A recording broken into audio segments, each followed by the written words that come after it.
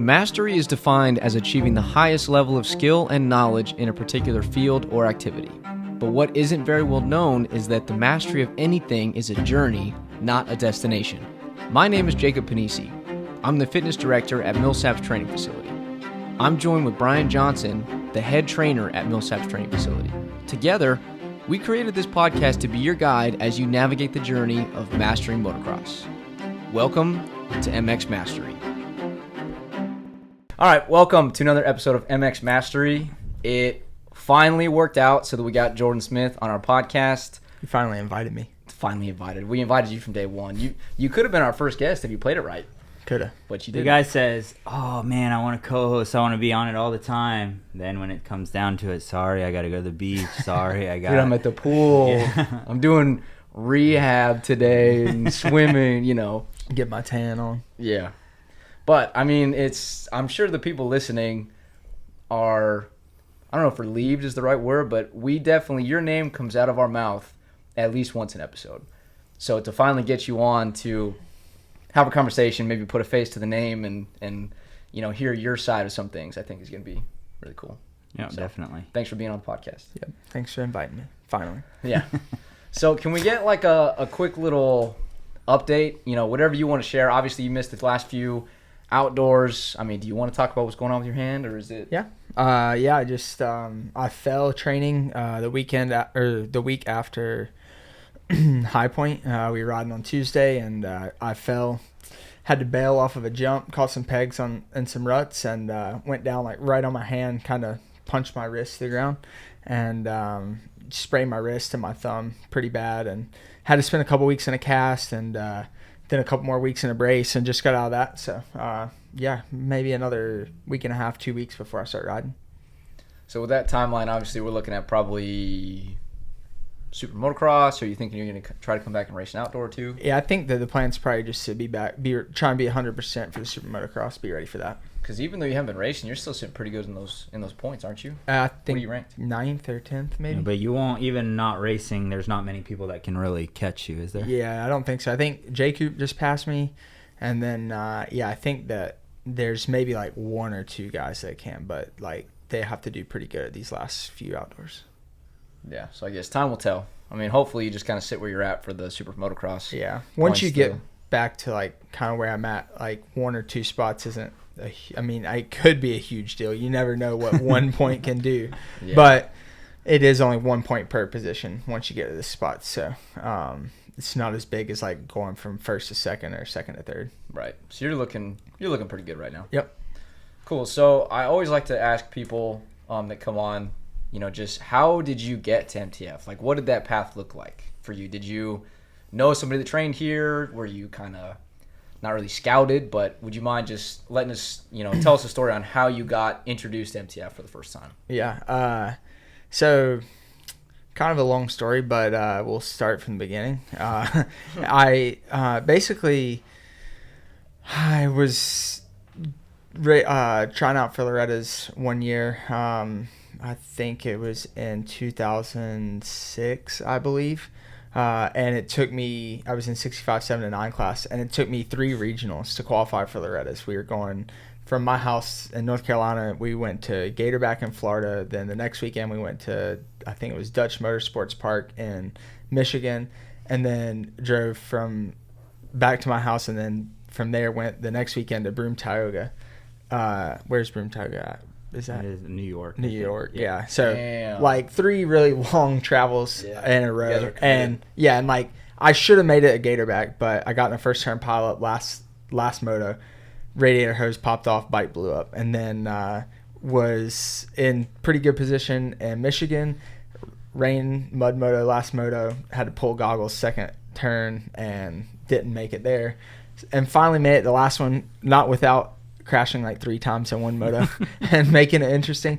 But anyways, I went to Loretta's that year and I finished 5th. So to take 3 regionals to get in and then to finish 5th. So the next year we were going to the first regional, and my dad, we were like on our way there, and he says, so listen here, if you make it in both classes you want to go to at your first regional, then I'll take you to get lessons anywhere you want. And he said, I don't remember this really, but he said that I was like, even MTF, and I don't even remember how I heard about MTF, but apparently I knew what MTF was. What year was that? I was in 07. Yeah, and I think about that time we were probably almost the only facility. You know, maybe one or two popped up since then, but we opened in 03, you know, and I don't Maybe they weren't full time either. Yeah. You know, like there was probably camps going on or private coaching. Yeah. And my dad, like whenever he's saying this, you know, he's like, oh, I'm going to save some money by getting them to, you know, like go to, you know, get in the first region. We don't have to travel to another one, all this stuff. And he's like, you know, probably like $150 weekend class with like Jim Chester, Jim Neese back in North Carolina. And so anyways, qualified at in both my classes. And regionals are usually in June. So my dad looked up MTF classes, and I was on a 65 at the time, and they had a 65 camp before Loretta's. I don't know how far before Loretta's it was. And came down for that. That was my first time at MTF. Still remember it. Brian made me cry on the figure eights. I've heard this story, but I don't remember it. But see, let's hear it. Why'd you cry? I do remember a little bit about Jordan when he came, and what was it, that table single in the back? Yeah. And he's like, it was next to like this practice whoop section we had and stuff. So he wanted to do it, and we talked about it, and you know, I was like, okay, you can make it. And then he took it to like, you probably needed third gear quarter throttle to make it, and this guy fourth gear wide open. He made it, probably double the distance. So. And didn't, just kept going straight back to the truck because I blew out the wheel whenever I landed. But so it made it expensive. Yeah. So I mean, as you know, and Brian knows, like I'm pretty competitive. Like I like to be good at whatever I do. And we were on the figure eights, and I was not very good. And I was trying my hardest, but Brian just wasn't good enough for him. What was he shit talking you? No, I don't really remember. I think he was just like, you gotta do, like, you know. Yeah, you know something. him. He was probably sitting back, clutch. My elbows were down, my leg was dragging, for sure, all that good stuff. And yeah, so but then went from there. I went to Loretta's. Well, I think that Colleen talked to my parents like at the camp and said something to him like you know, I think your kid could be good. And they're like, are you talking to the right parents? Like, are you sure that you got the right parents in here? And I think they were doing, what Red Bull was doing, like a scholarship to MTF back then. You remember that? Well, we did have a thing with Red Bull, and there was kind of a program we had with them, and we made it where we could pick one or two people, and they would help them. Yeah, help them a little bit, and you know, Colleen saw something special in Jordan, and you know, obviously every camp we have, we sit down, we talk about the things, you know, and Jordan. You know, same Jordan he is now.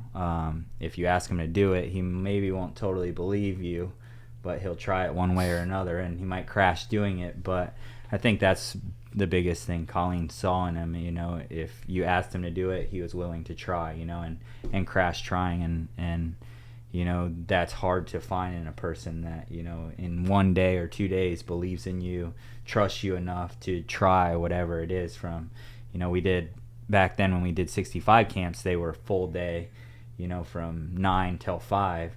So we long days, you know, 2 days in a row. So they were very long days, and we touched on a lot of things, from turns to whoops to jumping to rollers, you know, so you kind of saw everything about that rider, where their weaknesses were, their strengths were. And, you know, obviously he had a lot of weaknesses, but the biggest strength was, you know, that he was willing to do whatever it took and you know, try anything and put anything out there, you know. So I remember that still to this day. You know, Pete Brewington was still involved, and you know, we sat down, and you know, Jordan was the one that we wanted to help, you know, and Colleen obviously was the big push behind that, and sat down with your parents, and it's kind of where it started, I think. Yeah, I think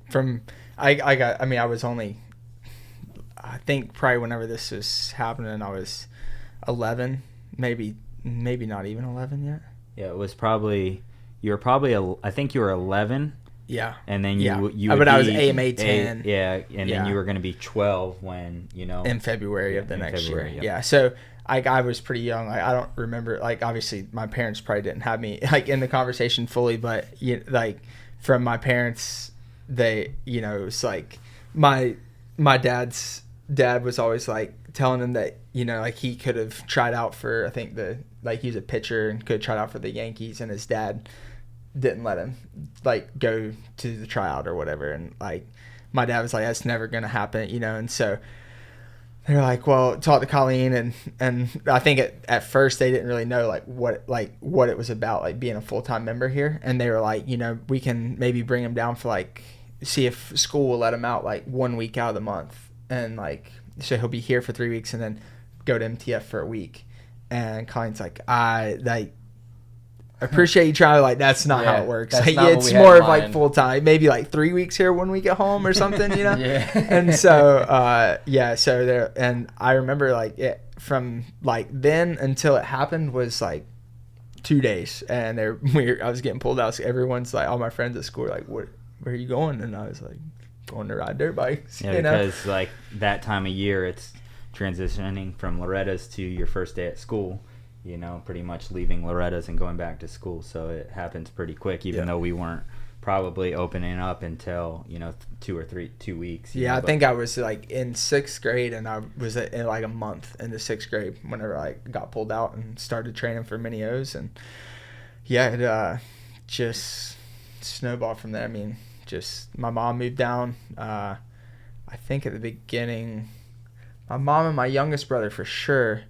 I think my middle brother was back home with my dad for a little while, and then he got homeschooled for like 6 months, and then ended up moving back. He didn't like being homeschooled. So could you tell, like, obviously in the moment when you were that young, you probably wouldn't have been able to tell anyways, nor would they have shown you. But looking back, do you remember any times that would have told you that it was tough on your family to have you come here and train full time? Like, was it hard for your parents to be apart or for your brothers to be apart? Was it tough for you to make that transition? Mm-hmm. I don't really remember like too much, like as far as like I would say like emotionally or anything like that. I'm sure that it was like tough on my parents, because my dad would try and come down like every other weekend, like because my dad's a golf course superintendent, so like he usually works Monday through Friday, and then every other weekend he works Saturday and Sunday. So like he only gets every other weekend. So his off weekends he was spending Friday driving here. Like he would go through my bike on Saturday and then drive back home to North Carolina, which is a 7.5-8 hour drive. And he was doing that like every other weekend. And then eventually like that was too much, So then me and my mom were in the shed doing top ends on my RM85 through FaceTime with my dad. It probably wasn't even FaceTime back then, actually. It was probably just through the phone. Yeah. And so I mean, it was definitely tough, but I think more like was just like financial wise, like for my family, it was tough financially. So now, you're a new dad, which is cool. I think, it's really cool for me that we're going through this kind of transition in life together. We both have daughters that are 10 months or younger. How old is Blair exactly? Do you know? She's going to be 9 months and 8 days. Nice. What a good dad. He knows. Yeah. Now, could you, obviously it's very early and she's super young, but can you put yourself in their shoes a little bit? Like, what if Blair was like, hey, I want to go away to this training facility for motocross or golf, or who knows what it would be, but can you kind of put yourself in your parents' shoes a little bit better? Does it change your perspective at all? No, I mean, I can't imagine that. I definitely can't imagine that. Especially like I think like at the time, like you don't really realize it as a kid, because like you don't feel like, whenever you're a kid, you don't feel like a kid, but like if you see like 11-year-olds like now, like as an adult, like if I see an 11, like how old's Cooper?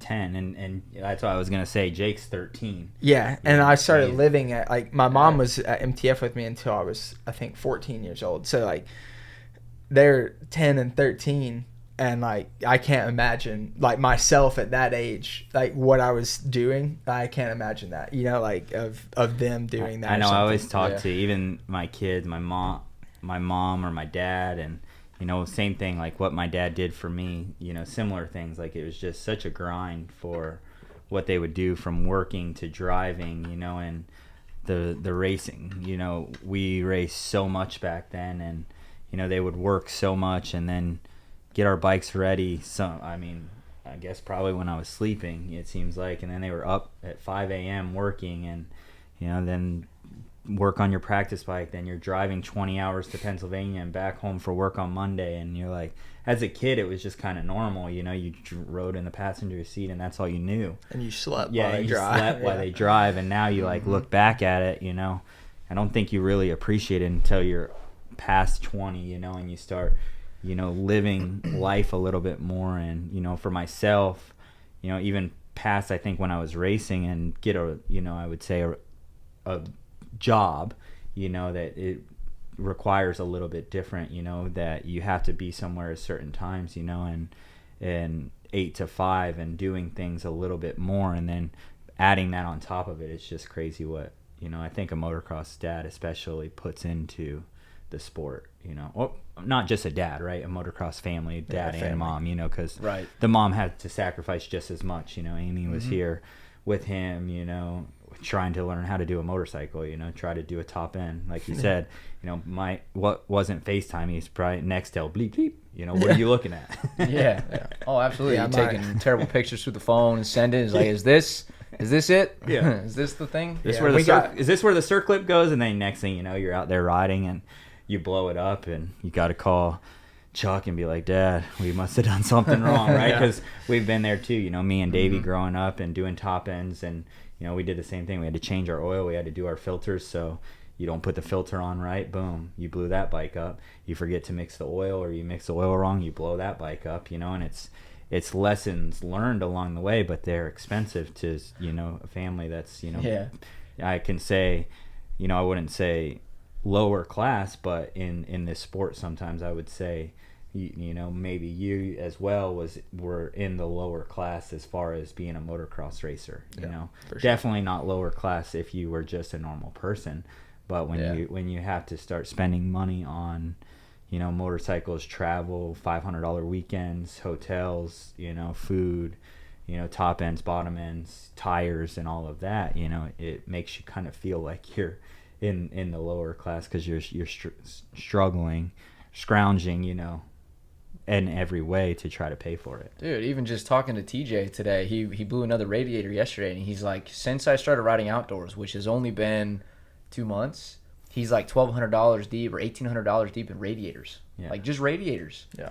You know, and that's not even the only thing that can break. I think too, like as a kid, like whenever you do grasp that, like how expensive it is, and like if you don't get everything that you want or that you need for racing, like it makes you, like for me, if I got a ride with a team, like my first, like I had Suzuki support on 85s and stuff, but then Suzuki went away and they kind of came back, but it like wasn't very much. And like I was going to be getting on big bikes pretty soon, and we met some guys from Farron PR2, and like kind of at perfect timing for me is like right as I was getting off of super minis and getting onto big bikes. And like if we wouldn't have met them, like I don't know if I could have like kept racing like at the level, like if I would have had the equipment to be able to do what I needed to do to eventually get a Geico rod and, you know, all that stuff, because 4-strokes were so expensive, you know, like we were barely getting by at times with 2-stroke stuff, and then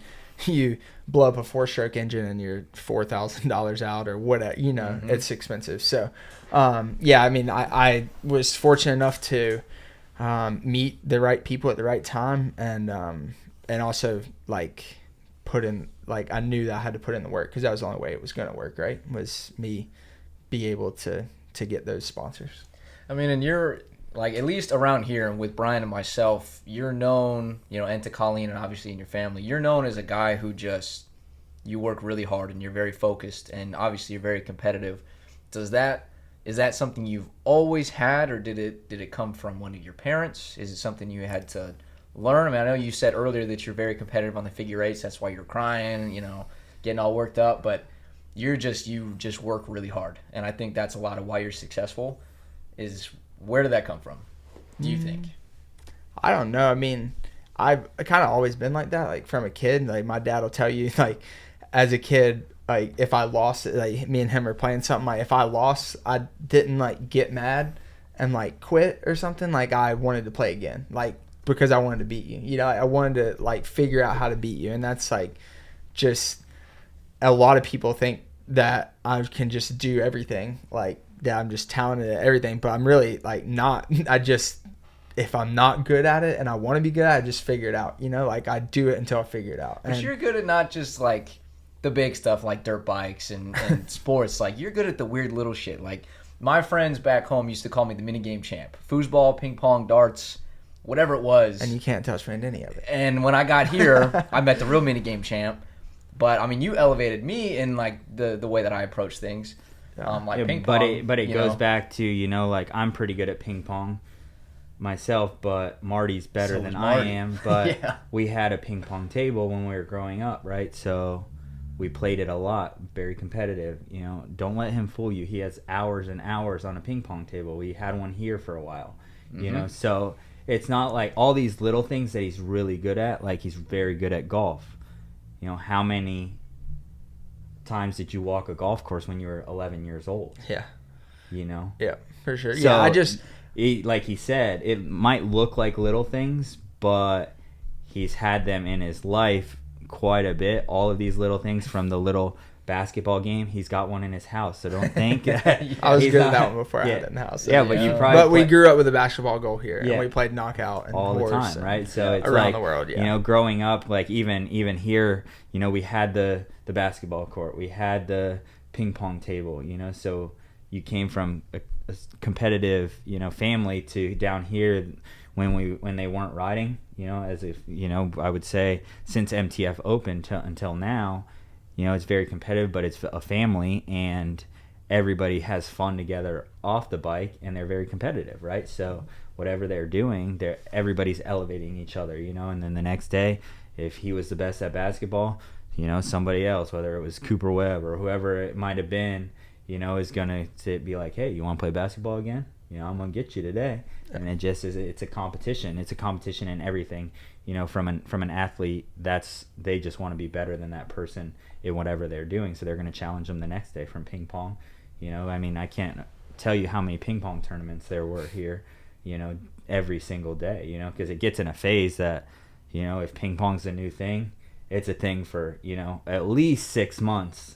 You know, and it's a grind every single day. Yeah.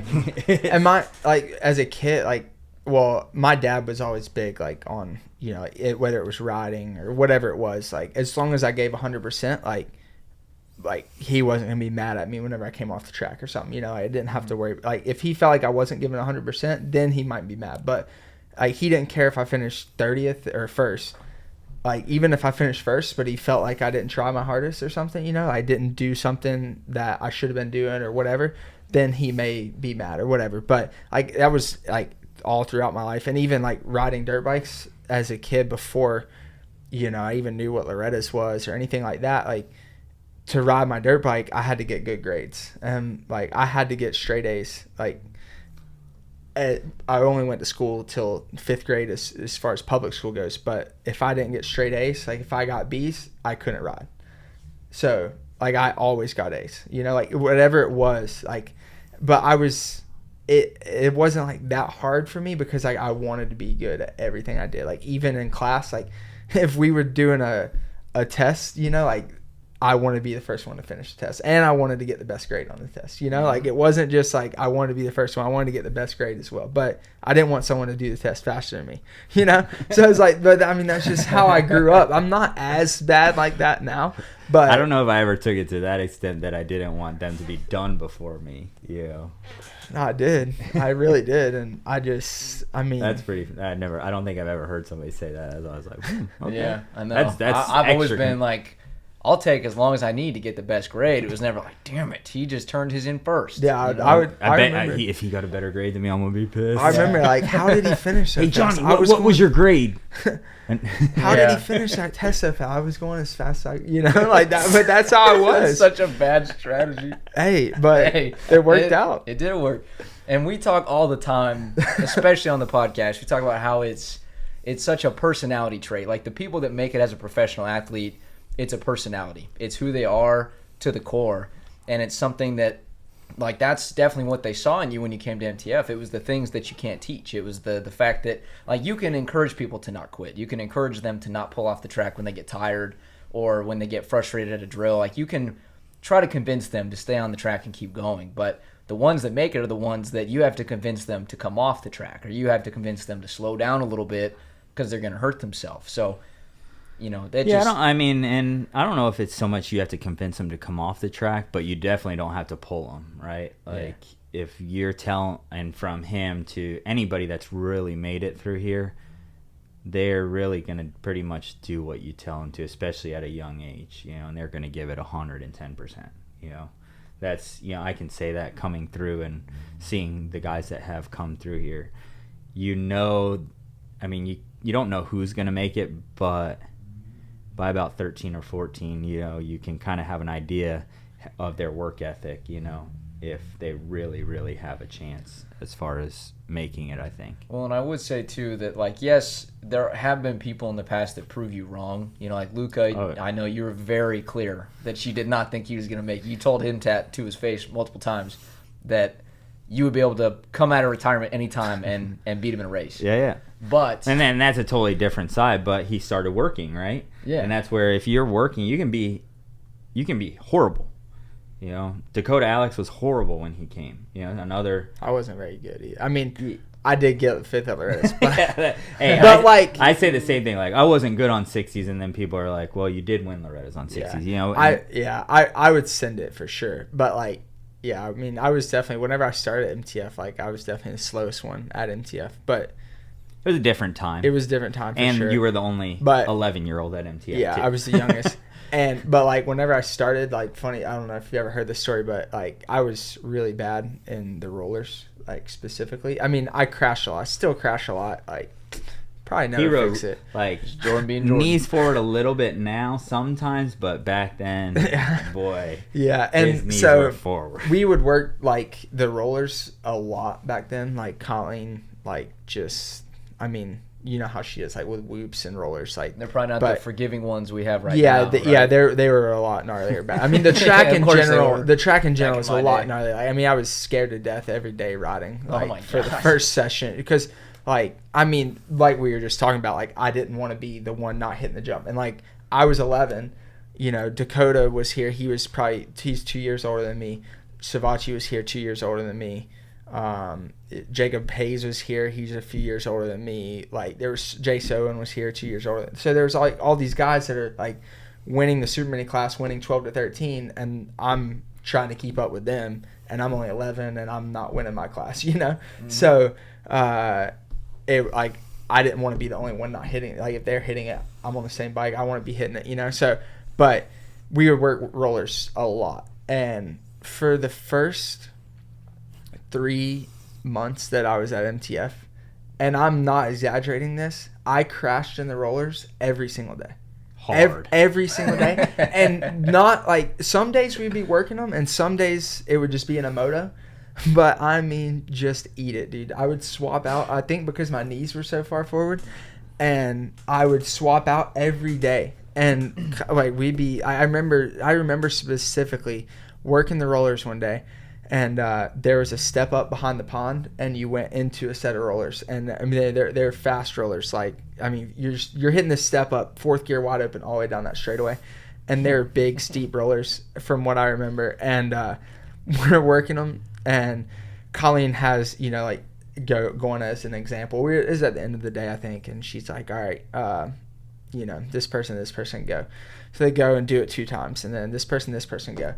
Well, there was an uneven number, so who was going last? Me. She's like, all right, roadkill, let's go. All right, roadkill. And, yeah, so I made it through them without crashing. But, yeah, I think it took me like 3 months to go just a day without crashing the rollers. Not a day without crashing, but in the rollers. We could have put you like Llama. He was the I was to bring up Llama. I was. And then who was Nate was working on the track. Wasn't there a guy named Will? Yeah. I don't know. I don't know. It might have been Nate, actually. Someone came up to me before I was riding out for the warm-up one day, and they were watering the track. I was ripping or something. He stopped me. He's like, I'll give you $100 if you don't crash today. And I think that was the first day I didn't crash. I made it all the way through that day without crashing. Wow. Big day. Yeah, big day. It was Did he give you the 100? I think so. Maybe not. Might need to hit up Nate and see. He might still owe me that 100. I'll give you his number. Okay. Hit him up. Hey, do you remember at 13? I think it was Nate because I think I've talked to him about it before. That would be funny if you said that. Yeah. Well, props to you for not giving up after all those consecutive days of crashing. Like, I know, like, we have to bring up Llama. Coleman McNeese, you know, maybe wasn't the fastest dude, but, man, did he make an impression on MTF. Like, people still talk about him. His famous scrub, his, you know, and, like, the I deal definitely you made with missed him. the window with him. If you have one of those GoPro, I mean, it wouldn't be a GoPro, but they have where the drone follows you around. But if you had the GPS, I mean, even like Paul Parabinos, he loves the guy because I would send him clips occasionally, and even at Mini O's the one time, I showed Paul who he was, and I was like, watch this guy. He watches them for like literally a half a lap. He comes by us, he triples it goes like little step up in front of us, then a triple, and there's 3 guys double it. He triples, boom, carnage, like a bowling alley, just they're down. He comes over and I was like, Paul, come on, we'll go talk to him. And I was like, what were you doing? He's like, what was I supposed to do? I had to try the triple. You know, they were doubling, and I mean, I got to get that triple to go race. You know, Dude, it's so crazy to have a guy be here. He wasn't even here that long, but the number of stories and videos, and I mean, how long did it take him to get that pizza party? You bet him. You said the first day that you go without crashing, we'll buy pizza for everybody at MTF. Yeah. How long did it take him to get that? It was months. He started in September, or maybe he got here beginning of October. I want to say it was January or February.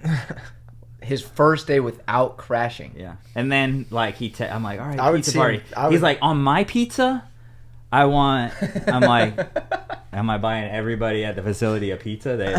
Dude, I'm like, this is a serious party. Dude, he could put it down, yeah. too. He could eat. I was like, I'll get you your own pizza, and he put it down. Oh, I'm sure.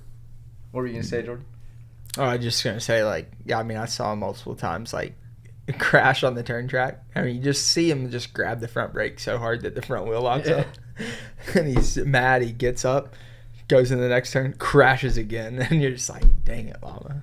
Poor guy. Oh, but he grinded. Yeah, day one, it was day one we were working a section, and we had a big step up in the back that it wasn't very big, but for somebody that wasn't that advanced, it looked big, right? Like a bigger face, a bigger downside, but you could hit it pretty slow, up, you know. He's on a 450, right? C guy, he didn't need to be on a 450, but he's like, I want to do that. I'm like, well, we're working this turn. You can't even get through this turn. You know, every 2 times you're crashing. Let's not worry about this jump right now. Let's work on some stuff. He's like, I want to do it, man. I'm like, so he taught he pulls somebody goes over my head, pulls somebody off to the side. I don't know if it might have been I don't know who it was, Nick Glory or somebody. And they're third gear, nice steady throttle. And so we all stop, and Llama doesn't stop. He goes one more time around. Brr, brr, brr. He's still going up on the downside. I'm just he's the downside, and it's pretty high step up, and he's still going up. I'm like, come on, just me on the table. Yeah, just literally, I start going over there because I know he's crashing. He's not good enough to be able to take this impact, just like a pancake. He's like, I made it. I'm like, yeah, you did. Yes, you did. Maybe you'll start listening, but he didn't. Great kid. He had the best heart. He was one of the nicest kids I've ever met. But we might have to. We got some stories. You might have to just plug in, and I can go find it from you. We need Llama on the podcast. Yeah, we do. I'll pull the whip from the Instagram, and you can just plug that in real quick when he goes, hey, film me. So I'm like, uh-oh. Who filmed? Wasn't it J-Hop? J-Hop filmed it. I think I might have been filming, but J-Hop was there, and you can hear him. You hear him. Yeah. Oh shit! Dude, because he tossed that thing sideways, way bigger than he ever had, and it showed because it didn't come back. Yeah, and I didn't really want the language on the Instagram, but I was like, I have to put it right. Like if the boot fits, you know. Yeah, that's good times. Good times with him. All right, so let's take it back a little bit. As a professional, I feel like you almost have in the current field, you might have some of the most experience with different teams. I don't know if you view that as a good thing or a bad thing, but you've been on a lot of teams between Geico, TLD, PC, Firepower, and then now on Star. Like, did you take something productive from each team? Did you view it as, you know, like each new team is like hit the reset button, you know, or was there any carryover? I mean, yes and no, I would say. Like, I think that each team had, like, its own, you know, pros and cons to it, you know. It's hard to say, like, if I took anything over because, you know, like, going from Geico to TLD, like, I was definitely, like, looking for a fresh start there. I didn't feel like my first couple years on Geico were how I wanted them to go. I didn't think that I reached even close to my potential of how it could have went, you know. So going to TLD was a fresh restart, but, like, each one, like, I stayed training here at MTF until I just started training, like, riding for Star and training over there. So as far as, like, the training and stuff went, like, that wasn't a reset. Like, more, you know, the Geico thing, I think that there was just some people over there that didn't necessarily believe in me like I believed in myself. I don't think that they some of the people didn't think that I had what it took or whatever you want to say, you know, but I felt like that was like a reset. Like, going to TLD was a fresh new start. TK brought a lot of you know, new, I don't know how to really say it, but, you know, like, we worked really well together. Like, me and TK, and even TK and Brian worked good together. We saw things from kind of the same angle, I would say, most of the time, and that was really good. And then we started kind of struggling with the bike whenever they came out with a new bike, and then decided to go to PC, and I was hurt the whole time I was there. So, like, out of all the teams, like, I spent a lot of time on Geico. Like, I was amateur with them for 2 years, 2 years pro with them. Like, I knew everyone there really, really good. I had known Ziggy since I started training here at MTF whenever I was 11 years old. Like, he actually was one of the reasons why I stayed on 65s my last year. Like, I wanted off. I was a pretty big kid on them. I wanted off of them, and he taught me to stay, and we did some suspension testing. Probably one of the better things for my career was choosing to stay on the 65 because I won my first titles that year, got used to winning, almost won Loretta's. And then, you know, so as a kid, like, I wanted to be on Geico because I knew Ziggy. Like, we were tight with Ziggy, and that was my goal. So whenever I got to there, like, I was so pumped. And then going to TLD, I was there for 3 years, and like I said, like, TK, like, it was a little bit of a smaller team, I would say, just as far as, like, there wasn't just, like, it wasn't a huge operation, and they were a relatively young team at the time, weren't they? No. Not really. I mean, they had, like, I would say young was more like whenever they were on the Hondas, and they were, like, truly, like, a satellite team, you know, from like they may have got, like, some factory support, but they were, I mean, I know at one point they were paying Mitch to do their motors whenever they were racing against him, you know? Right. So, like, by the time I went to TLD, I think it was their second or third year on KTMs. So, like, they were, like, the full factory KTM team, you know? We were getting everything factory. So, like, it wasn't small by any means because we still had the KTM support, but the team itself was, like, small, like, a really good group of people. Like, I literally still talk to, like, every mechanic and every, like, the truck driver and Shay, which was TK's, like, you know, she was, like, doing the media and all that stuff, and my mechanic, and, you know, like, that was, like, one of the coolest teams I'd ever been on. Like, just the vibe, everything was really cool. Well, you see, sorry to cut you off, but, like, it seems like the people that go to TLD, they want to hang around. Like, Pierce doesn't seem like he's looking for anything else, and obviously Justin seems like he's having a great time on the team. Like, it seems like the culture's really good. I would say, even because I've been a part, you know, with him, his career, and traveled with him quite a bit, it was definitely the easiest team for me to work with, to communicate with, feedback that he would give me. It was easy for me to reach out to TK and, you know, not butt heads and try to find a solution to the problem and work together on, you know, not finger pointing. You know, sometimes I think people think you're finger pointing when you're just trying to find the best answer, you know, when sometimes, you know, I just don't think it's working, the bike or whatever it may be. You know, they think you're blaming, you know, that instead of just working together to try to find a comfort for the athlete. You know, that's the biggest thing. It was easy at TLD to find that, you know, and work with them. And, you know, I had a great relationship with his mechanic as well.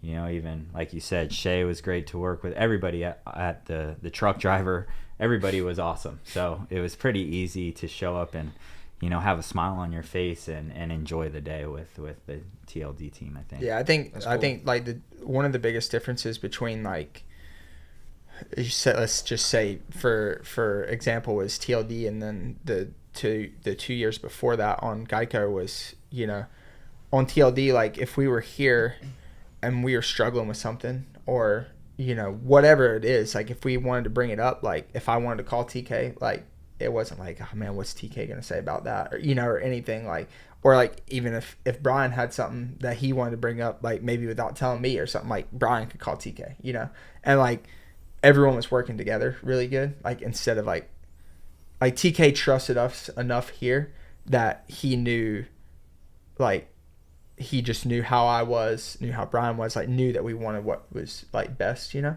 And like I don't think that like just immediately happened like the minute I signed with him. I think that we gained that trust over the first year with the team for sure.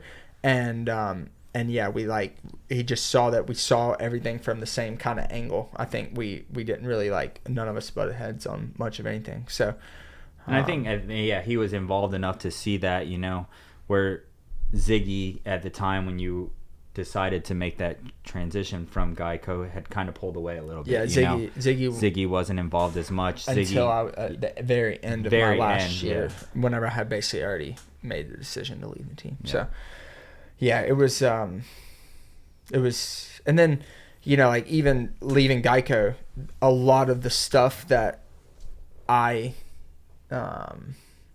was complaining about, wasn't happy about, like so much of that changed after I left, like once Ziggy did get more involved and kind of see what was going on and stuff.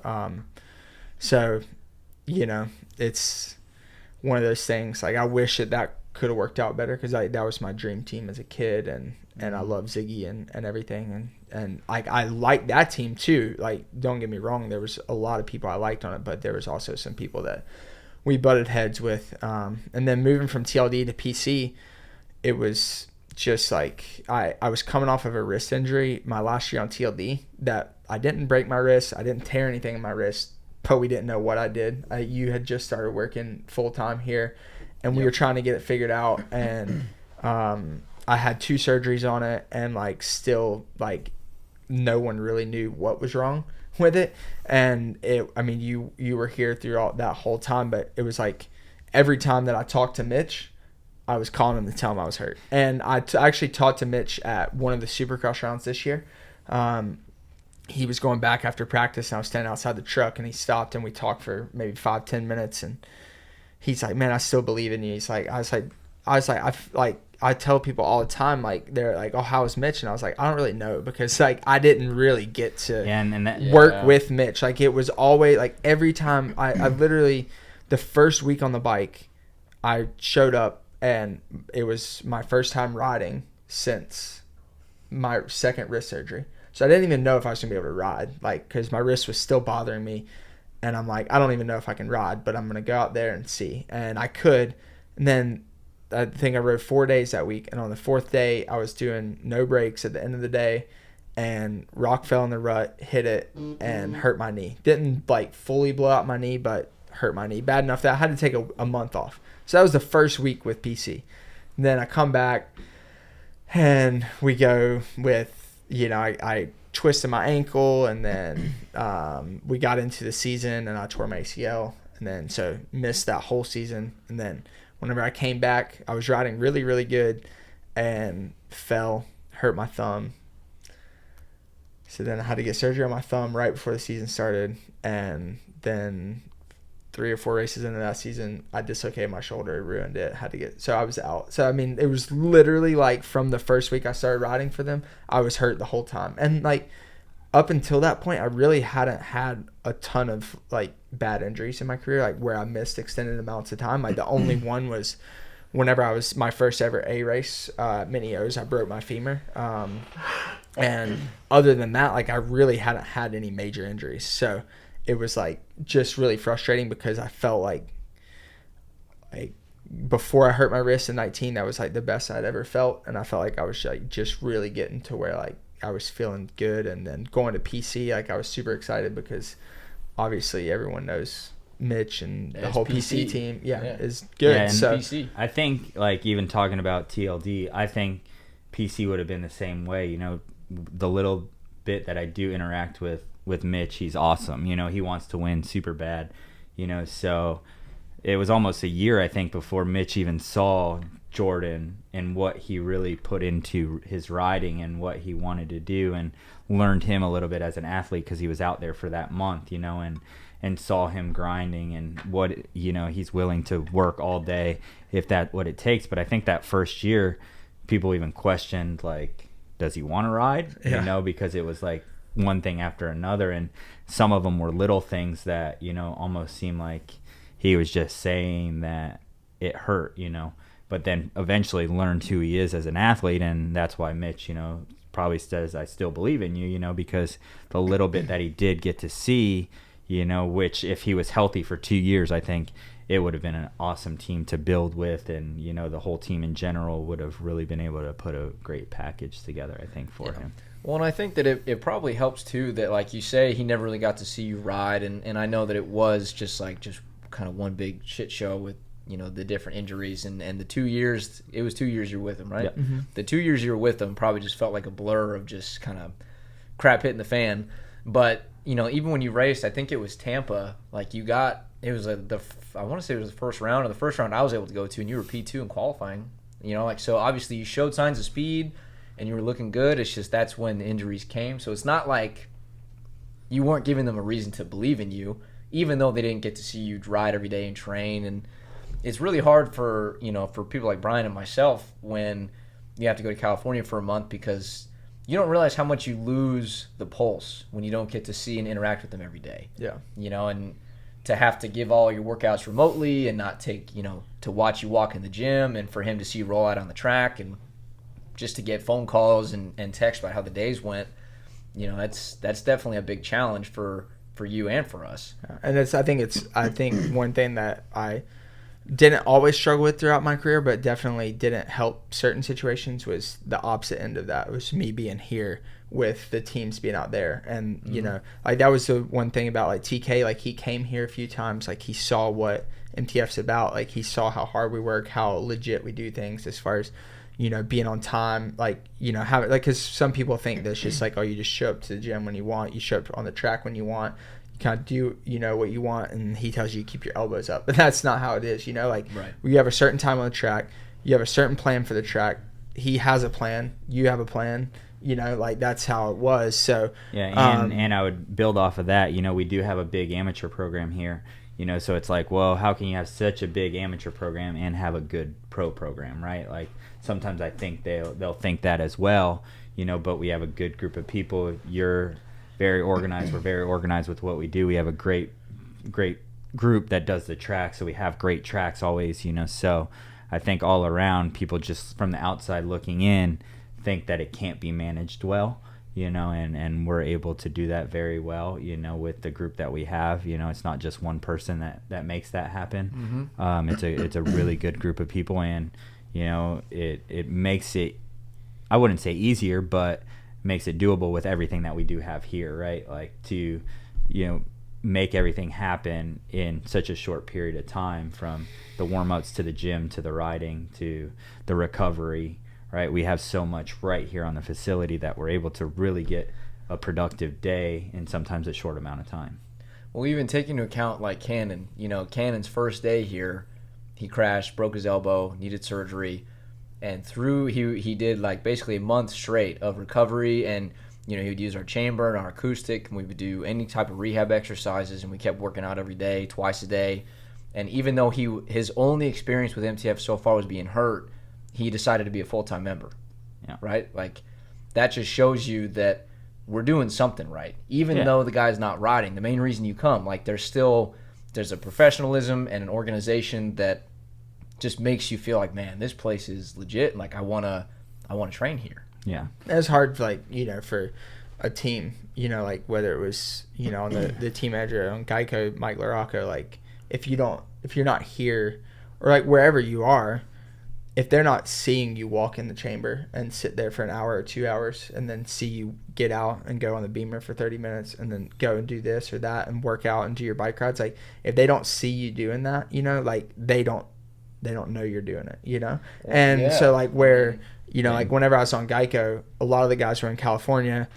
Like Christian Craig was on the team and he was out there and like he would go to the shop every day. Like he would do bike rides from the shop, so like they see him doing that, like doing the work, and like whether I was working harder or not as hard, like they don't know, because of, and they, so I think it was like a little bit difficult at times, but TK like let me do whatever. And PC was good about it too, but then I was in California for quite a while, like trying whenever we got the new bike, because they'll test till dark, and we were trying to get that dialed in and stuff. So it was good. And then like from your original question, like did I have a fresh start? Like then like going to Firepower, like I think that was my biggest fresh start, because I had spent almost 2 years away from racing. Well, really almost 3, with my wrist injury in 19.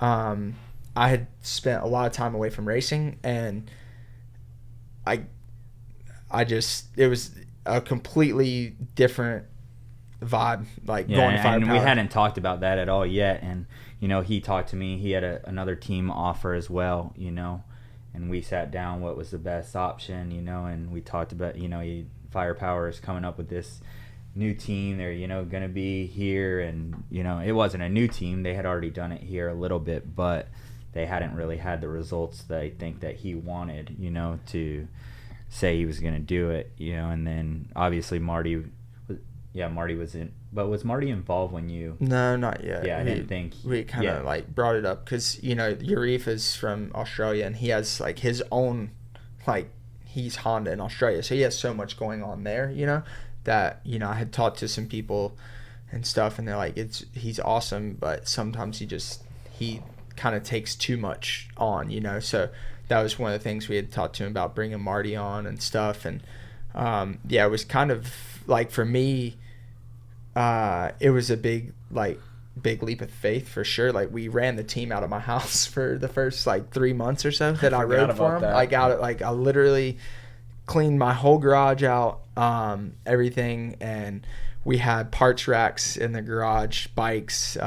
J-Hop, my mechanic, and Mac, which was Jared's mechanic, was working on our bikes out of there, and have a shed outside that was full of tires and parts and gas. And we ran out there for until like a month before East Coast started, I think, and it was a brand new bike, and we were on a stock bike for a while. And but I think that like that kind of goes back to that thing that like where we were talking about at the beginning, like no matter what I did like as a kid, and I still do it now, it's like I want to just do the best that I can, like with what I have, like whatever it is. Like I want to, like my dad told me, give it 100% no matter what. Like if you're not giving 100%, then it's not worth doing, So like I train just like or harder than I was on a factory team, like we didn't do anything different.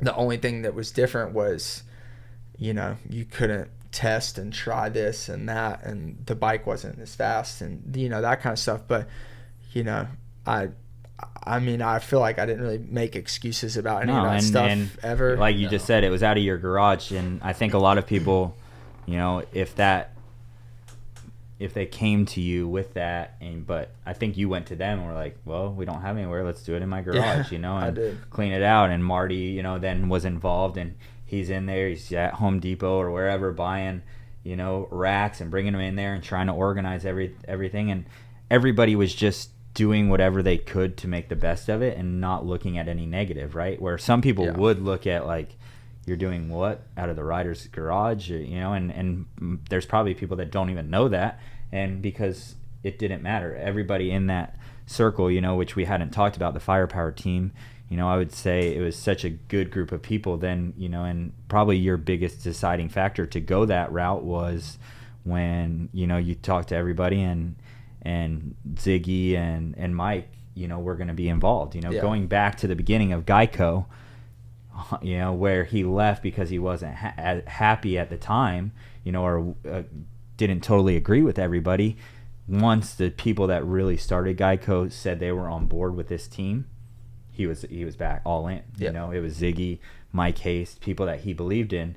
You know, he felt like, hey, if I can work hard, my suspension's good, we'll get a good enough motor package. We'll figure that out, and it just got better as the year went. You know, and the group of people from even with a lot of, we had so many like just things that like other people could have made excuses, but like we only physically like tested with a suspension person, like even though like Ziggy and Mike were on board, like it ended up not working out that well because of Mike got COVID and couldn't come from Canada. So like we tested with a suspension guy there, I think 2 days, and it was in like December, and we didn't even have an exhaust on the bike. We had like a piston, like Twisted had done a little bit of work to the engine, but like he didn't have the parts to make a good motor. So that was what we tested with, and we tested here, and the track wasn't like fully like steepened up yet, I don't think. And we went to down to 83 and rode like the next week, and I was like,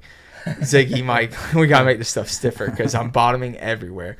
And so like a lot of our testing was like videos to Mike from here to Canada. That, you know, almost daily Marty was filming and sending it to Mike, you know, and plus lap times, you know, it was like, you know, he had a book that he would literally every lap time, what the conditions were, what he felt like, you know, I think even what time he woke up that morning.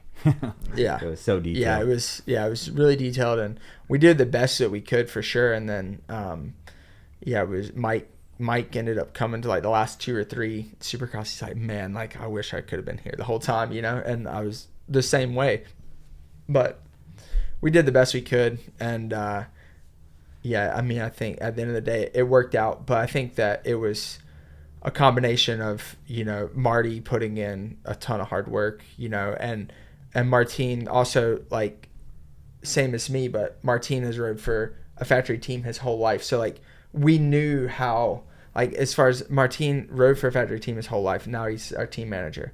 You know, Yurif, he knows what it takes as well because he's worked with Justin Brayton, you know, a lot of really fast guys, and he runs a factory team in Australia. J-Hop, my mechanic, he's been my mechanic since 2012, so he's worked on my Geico bikes, he's worked on my PC bikes, he's worked on my TLD bikes, he's worked on everything. So with that, you know, all those pieces, and then me really just trying to not make any excuses and just do the best I could on it, where, you know, there's other people that I've rode with, trained with, whatever, and I like look at them, I'm like making a lot of excuses, and I'm like, is it that bad, you know, like, because I was on a factory team at the time, and it's like I feel like that's not that big of a deal, you know, like, or I could like it sucks, but I could deal with it, you know. And whenever I got into that situation, like that's what I try to do, is just deal with whatever it was, you know.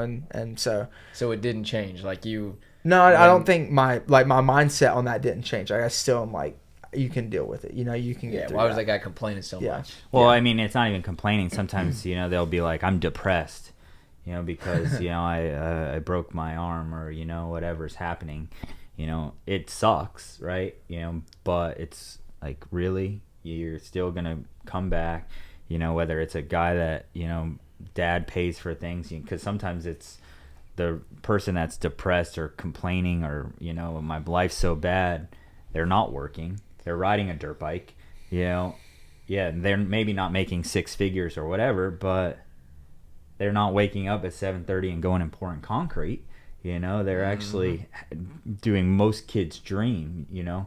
If that person that was complaining went up to most normal 19, 20, 21, or 25-year-olds and like, hey, I this is what I do. And they'd look at them like, wow, you're lucky. That's pretty much, even like he's saying, we made the best of it, and everybody involved made the best of it, even on that firepower, on the firepower team, because we hadn't talked about that. And I would say, him going to that team and Marty going to that team and everything that was done, helped Max the following year, because Marty saw everything that was done and what can we improve on. We need a little bit better of a motor to be competitive with these guys. He's still not where he wants to be, I don't think, but he's a lot closer. You know? And props to everyone. We had a stock bike in November with no parts. I think our bike showed up in November and we raced in February. And I think I got 6th in the points. I think when that's with a mechanical at Atlanta and broke my finger in Atlanta, but still raced. And then I think one of the other rounds something happened, but still was a pretty good season. We started from nothing, way too close to the season, way too close. So it was, that to me, in my career, looking at that now, and even during that time, I felt like a rookie again that year. I did, just because it had been so long since I raced. I didn't remember, obviously you remember what it feels like, but you get back out there and you start racing and I was struggling to finish top 5, I didn't feel whenever going into the season, I felt like I was riding pretty good and I could go out there and maybe podium the first round.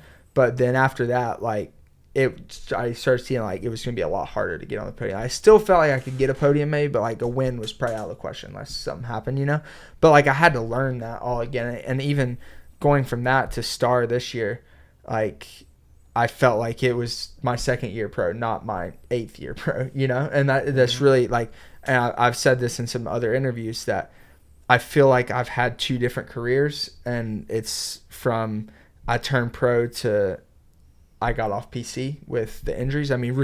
Really from whenever I turned pro in 15 to 19, and then it's 19, 20, and 21 didn't happen. It didn't happen. It didn't happen is what it feels like. Other than my body hurts from those years from the injuries. Yep. So it feels it reminds me that it did happen every morning. But then 22 and now this year is another a fresh start to my career that's different, and even all throughout this year I got better, and I learned even at the first couple rounds I didn't feel comfortable running up front, I didn't. You wouldn't think that you would forget that. I had, I think, 16 podiums coming into the season, but running in the podium position at the first round, I was tight. Well, not just podiums, wins. You won. Yeah, had 3 wins. You're a previous winner. Yeah. So, it took me probably 5, 6 rounds to really start believing in myself, and still don't feel like I rode fully I could have this year, but I think that fresh start from one team to the next was definitely in some aspects and not in others. But at the end of the day, I do feel like I've had 2 careers, one from 2015 to 2019, and then another one from 22 to present time. Thanks for tuning in to another episode of the MX Mastery Podcast. If you enjoyed the episode, please leave a rating and review on the platform you're listening on. This helps the podcast find other people that are just as passionate about moto as we are. I'll see you guys in the next episode.